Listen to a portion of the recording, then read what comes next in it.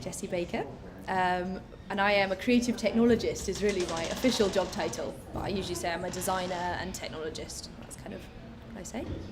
So I studied engineering and I also studied design. So two courses. Took me a long time to work out what I wanted to do, clearly. So what I was talking about today was really that journey of finding the field I wanted to work in. So not necessarily the job title, but the field, the kind of fusion of engineering and design. I got there through, first of all, studying engineering, which I did at Cambridge, which was incredibly difficult and was it was a tough call to decide to go there. But then I later went to the Royal College of Art and studied design, so I finally got to study both engineering and design, which took me 6 years or something. And so I think now I work as a kind of fusion of the two finally, which has taken me quite a long time, from going from A-levels where I got to do both to finally beginning to do both again, which is really exciting. I work freelance, and I also work for a large advertising agency called TBWA for their digital arts network, where I am in charge of creative technology. So I work for lots of big brands like Adidas and Four Seasons Hotel Group and Absolute. And then I also freelance in my own time. I work for several kind of startups, and as I mentioned, I do a bit of work for will.i.am as well, who's a big fan of fusing creativity and science, so that's great.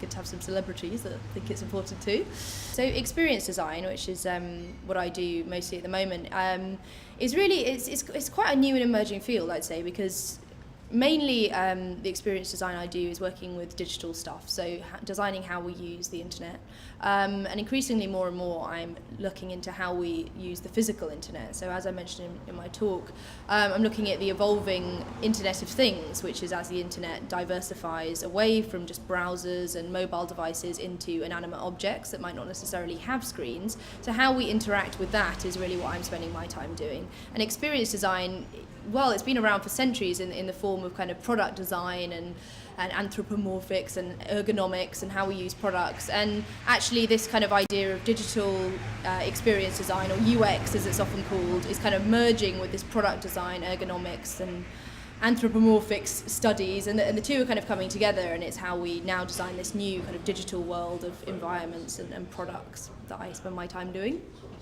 Digital creativity means to me, quite a number of things. I think it's something, it's incredibly relevant right now, and I think traditionally people saw digital creativity as designing things for the web, then that kind of evolved into designing apps and mobile optimized web stuff.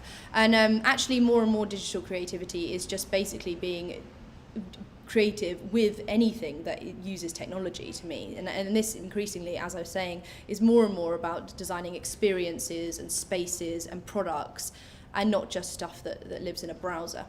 Where will I be in 10 years' time? I hope I'm still doing a proper fusion of engineering and technology and art and design. I mean, I'm really trying to fuse those two disciplines as much as I can, and I was just saying earlier that I think for me I'm really interested in inspiring people to see that maths and art aren't two separate things, and I hope in 10 years that I'm doing projects that really fuse the two to their core, and working with people that are hybrids like me and not pure play engineers and not pure play artists that are having to cooperate, but actually there's people that span lots of different skills and are mixing things together.